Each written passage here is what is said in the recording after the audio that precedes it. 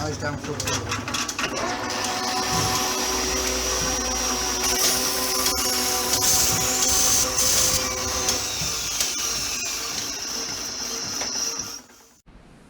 Good morning, chaps.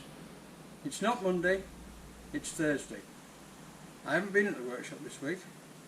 Last Sunday I was struck down with a raging toothache. Went to the dentist on Monday morning and I've got an abscess under a tooth. I have been on paracetamol and penicillin ever since, and I am in no fit state to do anything. I've recovered a bit. I've come here today to help Keith because Keith's ill as well. So it's not very happy at the moment. Normal service will be resumed next week, I hope. I'm having the tooth out on the 4th of February, but at the moment it's not hurting so much, so I'm just taking it easy and staying at home. But if there's any developments, I'll let you all know. Sorry guys. Bye now.